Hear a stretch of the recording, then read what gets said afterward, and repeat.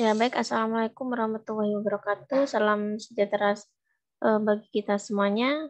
Nah, pada pertemuan ke-7 hari ini, saya akan memberikan sedikit review terkait dari materi 1 sampai materi 5 ya, dari praktikum mikrobiologi dan parasitologi ya. Jadi ini praktikum mikrobiologi ini di kuliah offline kita hanya menggunakan 5 bab saja ya. Jadi untuk pengenalan alat ini saya kira Anda sudah paham semua ya, yang ditulis di laporan itu sebagian besar sudah benar. Jadi mungkin yang kurang tepat itu beberapa fungsi dari alat yang memang spesifik dilakukan di lab mikrobiologi yang kawasannya itu memang harus steril ya. Jadi misalkan seperti mikropipet, jadi memindahkan larutan yang dipindahkan itu utamanya larutan dalam ukuran yang mikro ya, paling banyak itu biasanya 1 mikro ya, maaf 1 mili, dan dilakukan secara aseptis ya. Ya, untuk kawat ose ini alat yang digunakan untuk menanam atau memindahkan isolat mikrob ya, baik bakteri ataupun jamur secara aseptis. Nah, untuk prinsip kerja, jadi kalau yang ditanya itu adalah prinsip kerja dari suatu alat, jangan menjawab cara kerja alat itu ya. Jadi jawab saja alat itu bekerja dengan cara bagaimana. Biasanya alat tersebut dapat digunakan untuk bahan atau alat-alat yang seperti apa untuk melakukan sterilisasi. Kenapa? Kan spesifik kan ya, misalkan antara autoclave dan oven itu prinsip kerjanya berbeda. Kemudian untuk alat-alat dan bahan-bahan yang memiliki sifat yang berbeda ya. Di misalkan autoclave itu memang prinsip kerjanya itu adalah membunuh mikrob dengan cara panas basah ya pada suhu 121 derajat Celcius selama 15 menit. Nah, itu harus muncul di situ ya. Di sini belum disebutkan. Dan hasil dari sterilisasi ini adalah misalkan ya, mampu mendenaturasi segala jenis mikrob yang hidup baik pada alat ataupun pada bahan ya. Dan alat-alat yang digunakan umumnya alat-alat yang tidak memiliki yang memiliki skala ya. Bahan-bahan yang digunakan umumnya bahan-bahan yang tidak mudah rusak dengan pemanasan suhu tinggi dan tidak bersifat higroskopis. Nah, itu perlu Anda jelaskan di prinsip kerja dari autoclave karena itu memiliki perbedaan dengan milipur dan dengan oven ya. Jadi apa yang berbeda dari alat itu perlu Anda jabarkan ya. Nah, ini kan milipur dihubungkan dengan injeksi yang berfungsi untuk sterilisasi. Ini kan cara kerja, dan ujung milipur filter dapat dihubungkan dengan leher Erlenmeyer sebagai wadah. Ini adalah cara kerja. Kalau misalkan pertanyaannya itu adalah jelaskan cara kerja milipur, baru jawabannya seperti ini ya. Tapi kalau misalkan yang ditanya itu prinsip kerja dari milipur, Anda cari yang spesifik dari milipur ini. Jadi milipur itu merupakan alat yang digunakan untuk sterilisasi, yang mana bahan yang digunakan untuk sterilisasi itu tidak mudah atau mudah rusak dengan pemanasan suhu tinggi dan bersifat higroskopis ya. Nah, seperti itu ya. Untuk milipur ini prinsipnya harus berada pada tempat yang steril untuk proses sterilisasinya ya. Karena ada milipur yang steril, ada yang tidak, ada yang steril, ada yang non steril. Jadi yang dibutuhkan di mikrobiologi ini adalah milipur yang filternya itu sudah steril ya. Dan dalam penggunaannya harusnya dihubungkan dengan penginjeksi. Gitu ya. Dijelaskan yang sekiranya spesifik hanya pada alat tersebut.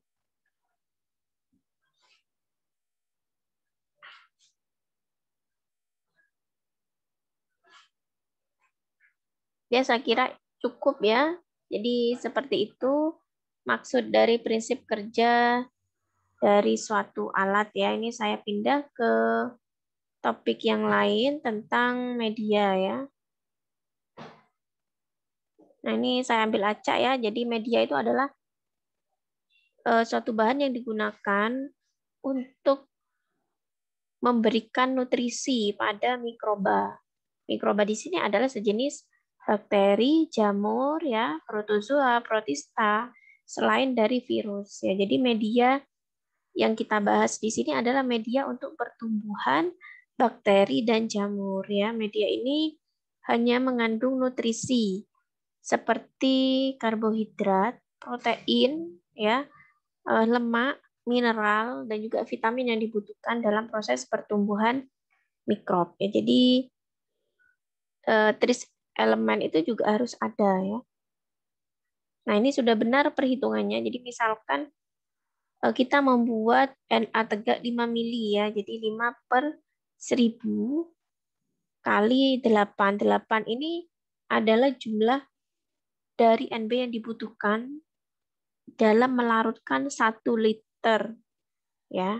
Kalau hanya butuh 5 mili berarti kan ini hasilnya ya. Nah, ini juga sama.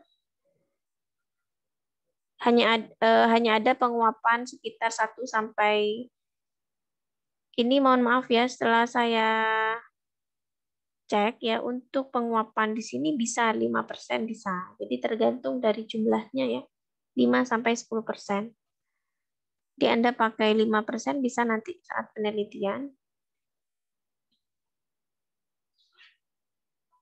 Ya, jadi saya kira tidak ada masalah ya untuk perhitungan ini sudah benar.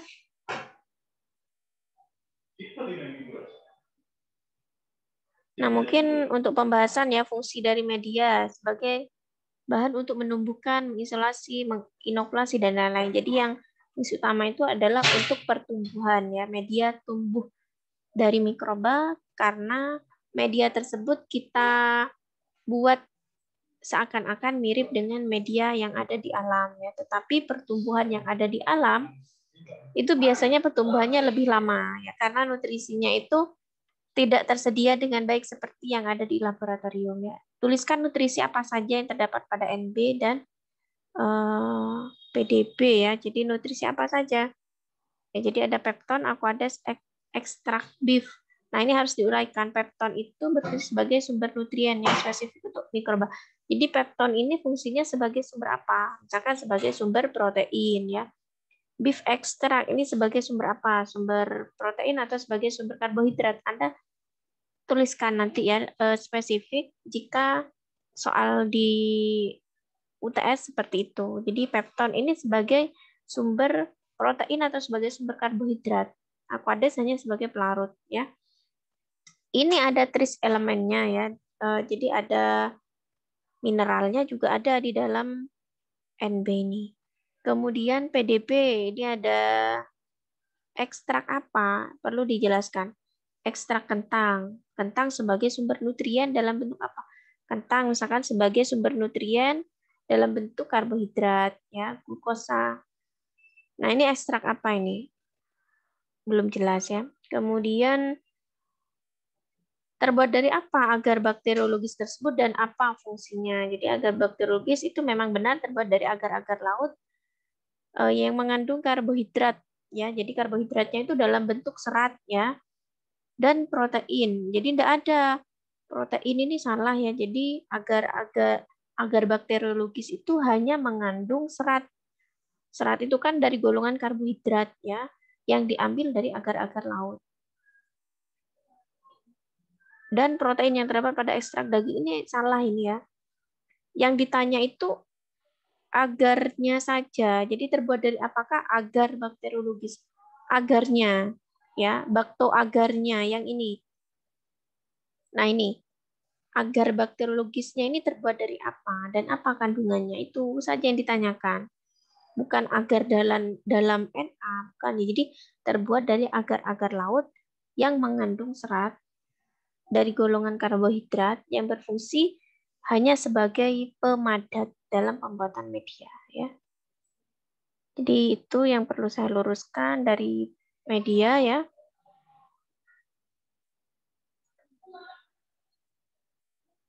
Saya lanjut ke ketiga ya.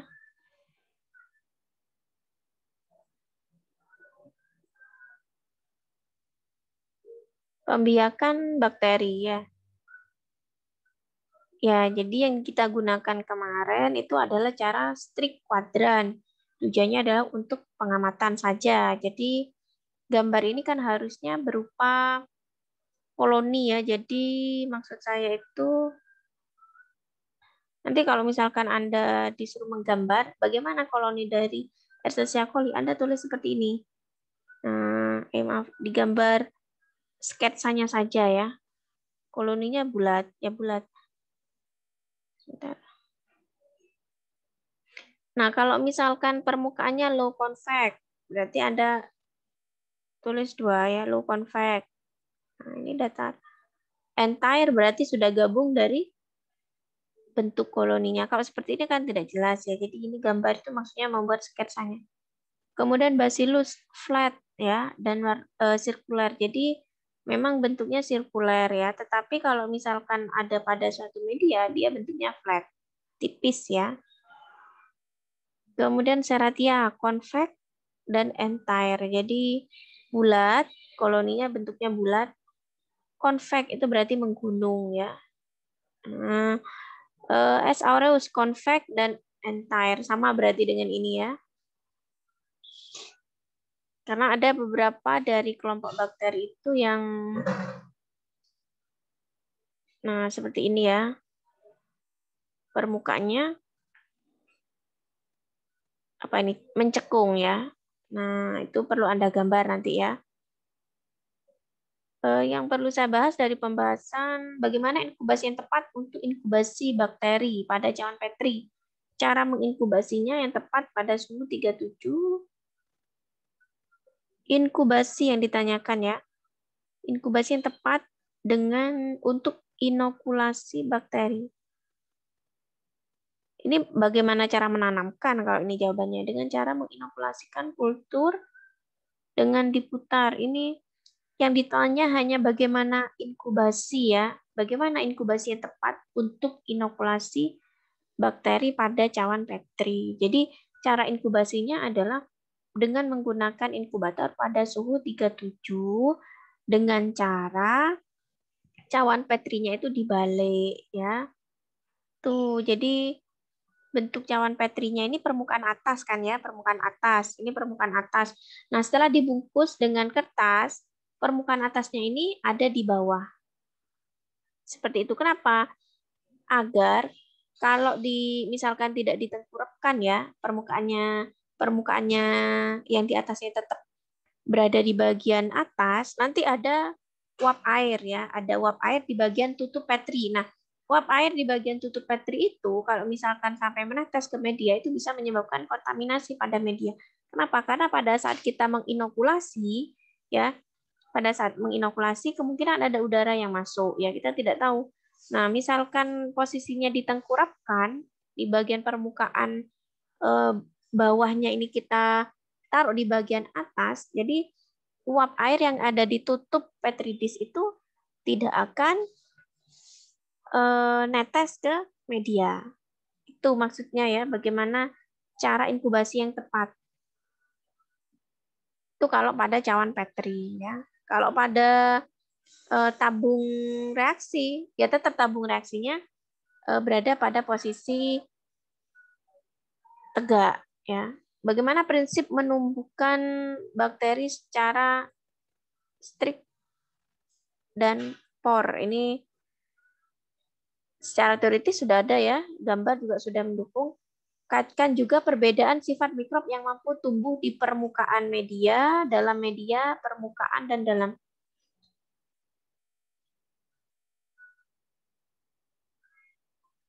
Kaitkan juga perbedaan sifat mikrob yang mampu tumbuh di permukaan media. Jadi kalau di permukaan media, yaitu misalkan ini Petri dish ya.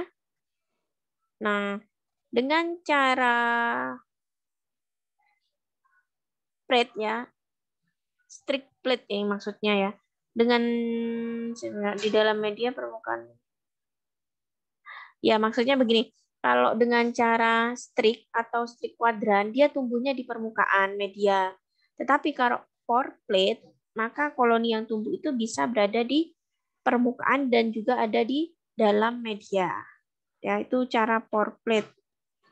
Nah, ini kalau cara pore plate, koloni yang tumbuh itu ada di permukaan media dan juga ada di dalam media. Ya, kalau strik itu tumbuh koloninya itu pertumbuhan koloninya ada di permukaan media saja.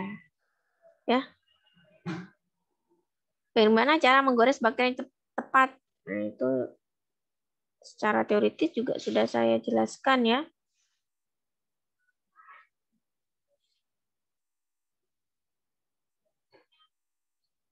Nah, ini sudah benar.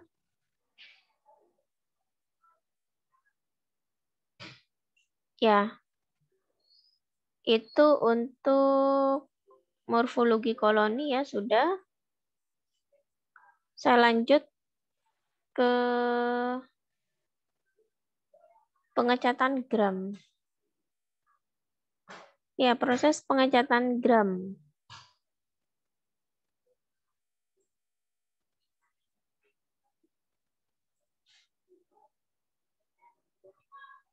Nah, ini nanti kalau disuruh gambar hasil dari pengecatan gram untuk Escherichia coli, ya, Anda tidak perlu rajin-rajin, tidak usah diberi ekor ya. Kenapa? Maaf, ekor. Flagel ya. Kenapa? Karena pada saat pengecatan gram dengan menggunakan mikroskop yang kita gunakan, flagelnya ini tidak kelihatan ya. Jadi flagel ini bisa diamati jika menggunakan mikroskop elektron ya, dengan menggunakan mikroskop elektronnya. Jadi kalau hanya mikroskop biasa tidak kelihatan. Yang penting Anda tahu bentuk Escherichia coli itu selnya adalah apa? Basil ya, dan Anda warnai merah. Bacillus juga basil ya, lonjong ya. Serratia. Nah, ini basil pendek ya, enggak usah dikasih flagel-flagel.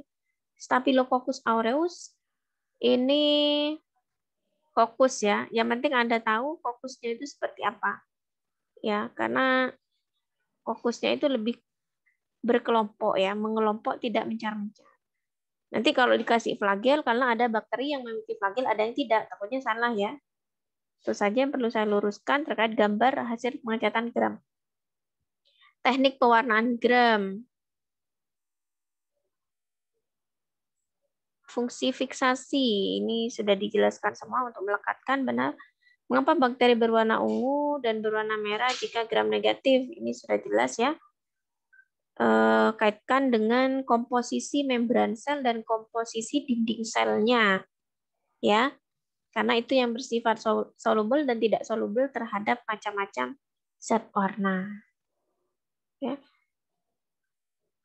Pengecatan gram sudah.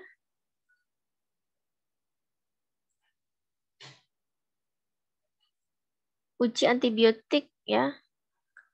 Nah, uji antibiotik ini ya jadi zona hambat.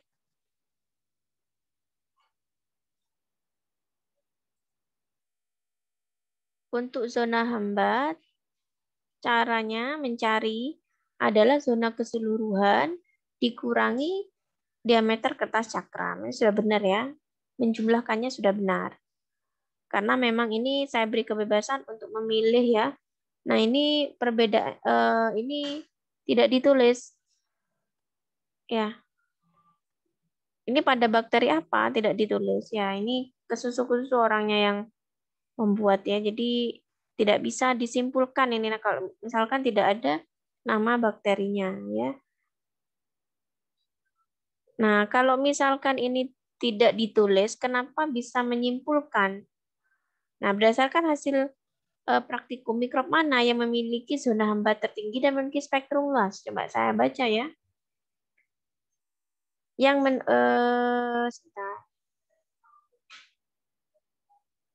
Yang tertinggi dan spektrum luas adalah Bacillus subtilis. Pada praktikum ini yang memiliki zona hambat tertinggi dan spektrum terluas adalah Bacillus subtilis. Jadi ini belum paham ya yang memiliki laporan ini. Jadi maksudnya itu Antimikrob mana yang memiliki zona hambat tertinggi dan spektrum luas yang ditanyakan itu antimikrobnya, bukan jenis bakteri patogennya. Harusnya yang dijawab itu adalah pada praktikum ini antibiotik atau antimikrob ya, karena yang diambil ini adalah semuanya jenis antibiotik turunan amoxicillin ya dari hasil penelitiannya Bapak Adi. Nah, itu jawabannya ya antibiotik atau turunan antibiotik yang memiliki zona hambat tertinggi itu adalah pada konsentrasi keberapa? Nah, pada konsentrasi tertinggi yaitu 12%. Ya, itu yang untuk menjawab pertanyaan yang pertama, zona hambat tertinggi yaitu turunan amoxicillin pada konsentrasi yang tertinggi yaitu 12%. Ini buktinya tertinggi zona hambatnya ya.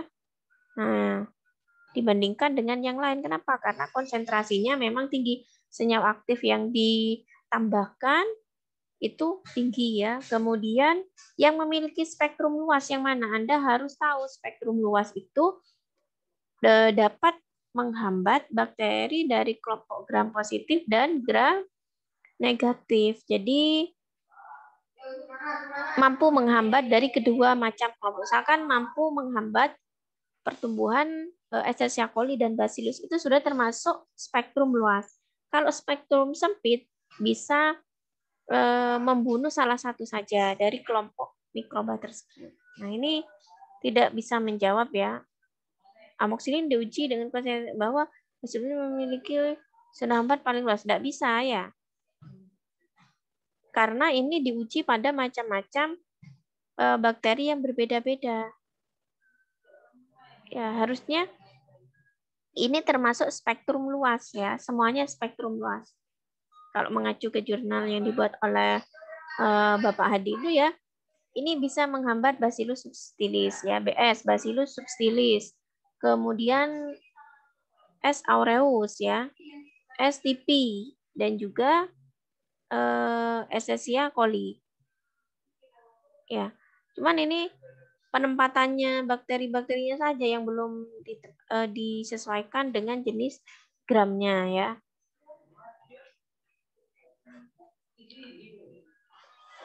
Itu antibiotik ya. Kemudian saya jelaskan tambahan. Maaf. Pembahasannya ya. Jadi pembahasannya itu yang ditanyakan apa pengertian dari zona hambat. Zona hambat adalah zona terang yang nampak di sekeliling cakram. Benar. Zona hambat itu zona terang. Jadi pengertiannya itu zona hambat adalah suatu zona yang mana menunjukkan besarnya aktivitas antibiotik atau besarnya aktivitas antimikrob yang dihasilkan oleh senyawa bioaktif tersebut. Ya, semakin besar zona hambatnya atau semakin besar zona beningnya, maka aktivitas antimikrob atau antibiotiknya tersebut juga akan semakin besar. Ya. Prinsip metode difusi kertas cakram itu untuk apa? Prinsipnya. Nah, ini adalah cara kerja ya. Jadi yang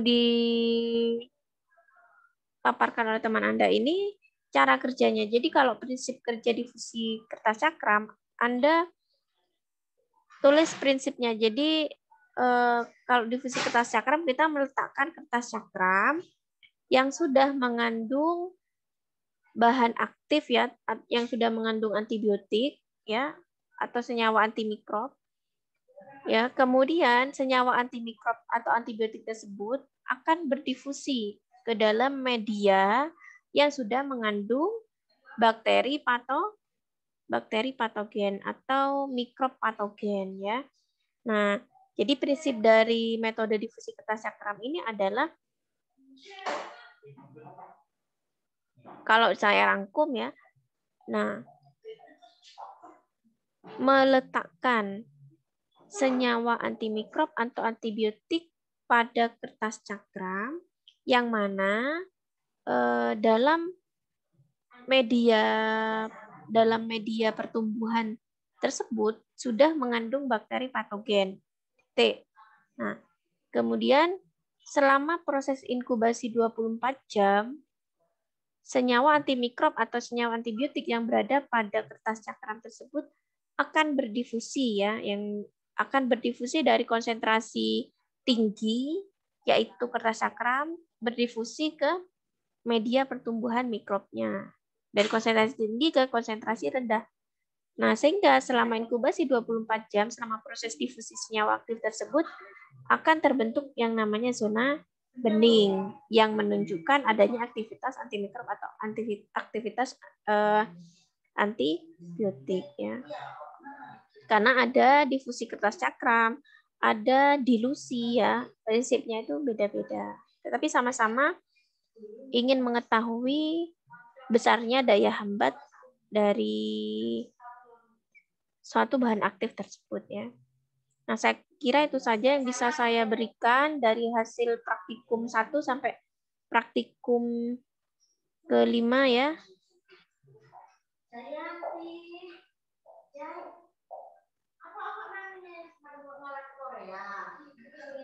Ini saya share buku petunjuk praktikumnya ya. Jadi walaupun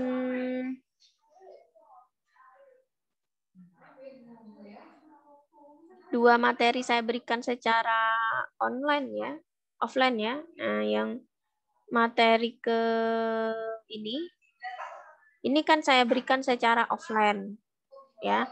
Tetapi nanti tetap saya masukkan di ujian UTS ya, karena ini sudah saya bahas di teorinya. Jadi sebelum Anda praktikum besok, Anda sudah punya gambaran ya. Cara menumbuhkan dan cara mengisolasi bakteri. Di sini ada tambahan angka lempeng total. Jadi menghitung bakteri ya dalam satuan ALT, dalam satuan angka lempeng total keseluruhan. Ya, jadi tujuan dari praktikum ini adalah mahasiswa mampu melakukan pengujian ALTB dan mampu menginterpretasikan hasil pengujian ALTB-nya. Jadi cara menginterpretasikan sudah saya jelaskan saat kuliah mikrobiologi teori ya. Dan cara pengujiannya juga saya sudah jelaskan dengan cara sampling ya, tahapan sampling, kemudian pengenceran pada pelarut dari konsentrasi dari pengenceran 10 pangkat 1 sampai 10 pangkat 6 itu Anda harus paham. Kemudian masing-masing ditumbuhkan ke media. Prinsip dari menumbuhkan ini, prinsip dari pengenceran ini apa tujuannya? Nah, Anda harus cari untuk mengurangi jumlah koloni ya, agar tidak padat sehingga memudahkan pada saat proses perhitungan ya. Jadi Anda harus belajar juga, ini cara menghitung juga sudah saya jelaskan di teori ya. Jika dari hasil perhitungan, perhitungan yang sudah diwakilkan oleh teman kalian itu ada yang tidak paham, bisa ditanyakan di grup ya. Nah, hasil perhitungannya berapa, syarat ALTB-nya ini dilihat di BPOM. Nanti saat ujian saya berikan persyaratan yang ada di BPOM itu berapa, nanti saya yang berikan. Anda tidak usah mencari BPOM-nya ya. Jadi seperti ini syarat di BPOM contohnya ya. Nah, syarat ALTB jamu serbuk di BPOM ini sebenarnya peraturan yang sudah ada di BPOM. Nah, itu untuk jamu serbuk itu tidak boleh 10 pangkat 6 jumlah koloni yang ada. Nah, karena dari hasil perhitungan itu hanya 1,6 kali 10 pangkat 5, maka ini masih sesuai. Jadi kesimpulannya, maka jamu sido muncul dengan nomor bat sekian masih memenuhi persyaratan ALTB. Ya, jadi ini kesimpulan. Dan nanti ditaruh di kesimpulan di sini. Ya. Nanti kalau misalkan soalnya seperti ini ya, bagaimana kesimpulan dari hasil perhitungan tersebut? Nah, nanti kesimpulannya itu Anda buat seperti ini ya. Jadi syarat ALTB jamu atau syarat ALTB bahan yang saya sebutkan di soal, Anda tulis syaratnya berapa. Misalkan di sini perhitungannya kan sudah ketemu ini. Nah, ini hasil perhitungannya ada di sini. Tapi kan setelah mengalami proses ya, baru ketemu sekian. Oh, ternyata kesimpulannya masih memenuhi persyaratan ALTB-nya. Begitu ya. Ini nanti saya keluarkan di ujian. Walaupun praktikumnya masih nyusul ya. Uji kepekaan sudah. Nah, faktor-faktor yang mempengaruhi pertumbuhan ini juga akan saya keluarkan di UTS praktikum karena teorinya sudah saya jelaskan ya. Jadi faktor-faktor yang mempengaruhi pertumbuhan mikrob itu ada suhu, ada pH, oksigen, tekanan osmotik dan juga unsur kimia ya. Nah, jadi untuk praktikum ini tujuannya adalah untuk membuktikan pengaruh pemanasan terhadap pertumbuhan mikrob dan mengetahui pengaruh proses sterilisasi dan desinfektan. Tapi sterilisasinya di sini hanya pada suhu 100 derajat. Ya. Desinfektan ini menggunakan bahan-bahan seperti ini, antiseptik ya, sabun. Jadi tangan yang diberi sabun nanti dilakukan swab ya, secara steril. Nanti kesimpulannya bagaimana? Ditumbuhkan di media ya. Jadi tangan kita itu, nah ini contohnya. Jadi kapas usap steril, ini kapas yang sudah disterilkan ya, atau swab ya, itu dibasahi oleh NB, dibasahi, dicelupkan ke NB. Kemudian diusap pada telapak tangan kita diusap, misalkan ini swab ya, swab steril, itu kita celupkan dulu ke media NB. Nah, basah ya, tujuannya di NB itu agar basah. Kemudian kita usapkan secara swab di tangan. Nah, diusap begini. Seluruh permukaan tangan, di sela-sela, diusap ya, di telapak dan juga di permukaan bawah diusap. Kemudian swab yang sudah berisi hasil usapan tangan itu disetrikkan ke cawan Petri. Jadi misalkan ini cawan Petri, tinggal mengoleskan saja ke cawan Petri yang sudah berisi media Na. Nah, setelah itu baru diinkubasi pada suhu 37 derajat Celcius ya, selama 24 jam. Nanti ketemu sebelum perlakuan, misalkan koloni mikrobnya itu sebelum perlakuan, misalkan 30. Sebelum perlakuan itu maksudnya tangan kita itu dalam kondisi yang belum diapa-apakan, kan seperti bahasa ya, kan belum melakukan sterilisasi ya, tidak saya beri hand sanitizer, tidak cuci tangan, jadi ini saya swab. Nah, setelah itu namanya sebelum perlakuan. Tangan yang belum dikasih perlakuan apa-apa ya. Atau Anda sebelum melakukan perlakuan itu mungkin tangan Anda mungkin bisa diusapkan ke seluruh permukaan tubuh ya, di baju ya. Atau yang tidak kerudungan itu diusapkan di rambut ya, atau diusapkan ke wajah juga bisa. Baru nanti hasilnya itu di swab. Nah, setelah itu untuk perlakuan ini setelah tangan diberi sabun ya, dilakukan dengan cara sama, di swab dan dioleskan ke permukaan media Na. Nah, misalkan setelah perlakuan ini koloninya itu jadi 10, berarti kan ada pengaruh ya, ada pengaruh. Berarti desinfektan itu mempengaruhi pertumbuhan mikrob, yaitu dengan cara mengurangi jumlah populasi yang ada di tangan. Kesimpulannya artinya apa? Desinfektan mampu mengurangi jumlah koloni bakteri. Itu ya. Ini uang logam, nanti saya jelaskan saja. Uang logam yang ini maksudnya uang logam. Ini kenapa kok bahannya adalah uang logam? Jadi uang ini kan adalah salah satu alat tukar yang sering berpindah tangan ya. Jadi dari tangan satu ke tangan lainnya ya. Sebenarnya uang logamnya itu kalau misalkan dicetak langsung ya dari BI itu kan masih kondisinya masih bagus ya, masih steril ya. Nah, tetapi kalau sudah pindah dari tangan ke tangan, nah itu pasti ada kuman yang melekat di logam tersebut. Ya, nah itu nanti logamnya itu yang masih belum diberi perlakuan, yang masih kotor ya, yang hasil kita pegang maksudnya, itu langsung kita masukkan ke media. Jadi ibaratnya ada logam ya. Ini media misalkan ya. Logamnya itu langsung kita taruh aja ke medianya, media Na. Nah, setelah itu sudah kita inkubasi pada suhu 37. Kita letakkan ke inkubator.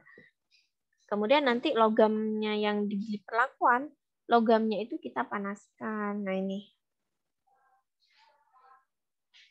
Ini ya. Logamnya tersebut dibakar dengan cara pemijaran di atas api Bunsen, baru ditempel pada permukaan lempeng, pada permukaan lempeng Na. Jadi dibandingkan kebesokan harinya, tuh kalau dari hasil praktikum sebelumnya di sini di sekitar logam ya itu, ini saya tidak bisa nulis ya karena ini bukan PDF ya. Di sekitar logamnya itu penuh dengan bukan koloni lagi putih-putih ya, koloni yang sudah padat. Tetapi untuk logam yang sudah dipanaskan itu tidak mengandung koloni bakteri ya. Seperti itu ya.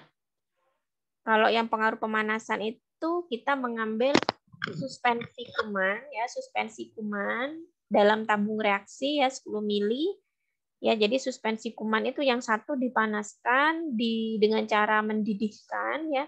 Yang satu tidak dididihkan. Nanti ditumbuhkan pada media NB dengan cara pour plate ya, dengan cara split plate ya. Nanti sama caranya seperti ini, dihitung koloninya. Dan ini berapa jumlahnya, misalkan ini 50 ya, atau lebih dari itu. Seperti itu. Jadi teoritisnya saya keluarkan ya di praktikum. Jadi Anda baca, ibaratnya ini post test, pretest ya, pretest. Jadi pertumbuhan mikrob itu sangat dipengaruhi oleh faktor lingkungan, bahan suhu dan lain-lain. Ya, jadi suhu, pH, oksigen, tekanan osmotik, unsur kimia ini juga sangat mempengaruhi pertumbuhan mikrob. Walaupun ada beberapa jenis mikrob itu yang mampu tumbuh pada suhu 100 ya, termasuk mikrob yang hidup di daerah ekstrim ya. Tapi itu pengecualian ya. Ya mungkin itu saja untuk review yang bisa saya berikan hari ini ya. Sebentar.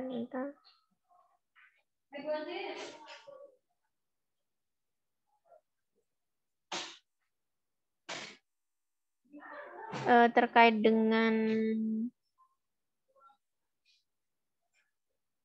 pertumbuhan mikrob, ini saya coba buka materi kuliah ya, yang mendukung dari praktikum ke-7 tadi, pengaruh faktor pertumbuhan.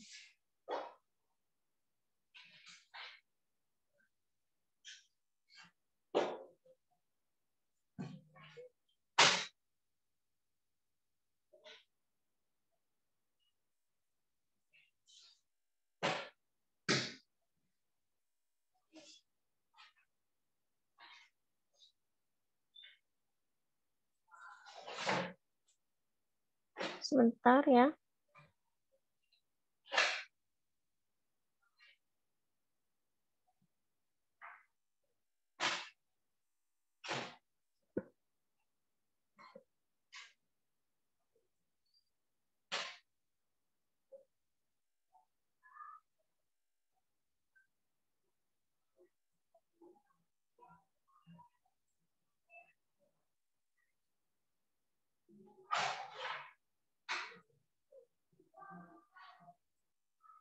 Nah, ini ya, terkait dengan faktor-faktor yang mempengaruhi pertumbuhan mikrob. Ini sudah saya sebutkan ya di teori, jadi ada fisik, kimia, dan juga biologis. Fisik, temperatur, oksigen, pH air, kimia yang menyangkut nutrisi ya, kondisi media. Nah, ini pada mikrob-mikrob tertentu ada yang dia itu hidup pada suhu termofil ya, suhu 45 sampai 70. Nah, kalau mikrob yang menyebabkan patogen itu umumnya dia mampu tumbuh pada suhu ini, temperatur 25 sampai 45. Jadi kelompok mikroba patogen yang bersifat patogen pada manusia, hewan, itu umumnya adalah kelompok-kelompok mikroba mesofil ya, yang mampu tumbuh antara 25 sampai 45. Kenapa? Karena suhu tubuh kita kan 37 ya. Nah, kalau termofil dan hipertermofil ini bukan bakteri patogen sudah ya. Karena dia hidupnya pada suhu yang range-nya itu sudah 45 sampai 70. Kan tidak sesuai dengan kondisi tubuh kita. Ini yang paling sering digunakan sebagai agen biokatalisator ya, enzimnya dalam bidang industri.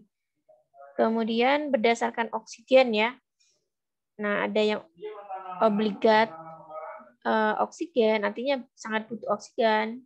Kemudian obligat anaerob bisa tumbuh jika tidak ada oksigen. Itu namanya obligat, obligat anaerob ini artinya dia tidak membutuhkan oksigen ya. Jadi cannot multiple the presence of oxygen, tidak membutuhkan oksigen untuk pertumbuhannya ya. Fakultatif itu artinya jika ada oksigen tumbuh gitu ya. Tidak ada oksigen juga bisa tumbuh. Berdasarkan pH juga ada yang tumbuh pada pH ekstrim ya. Contohnya bakteri asam laktat itu tumbuh pada pH yang sangat rendah ya, 5 sampai 8. Maaf, neutrofil, acidophilic, alkaloid, alkalofil ya. Jadi acidofil ini tumbuh pada pH yang di bawah 5. Ini untuk kelompok bakteri asam laktat. Sehingga ini disebut dengan acidofil ya. Neutrofil ini kelompok bakteri patogen 5 sampai 8 ya.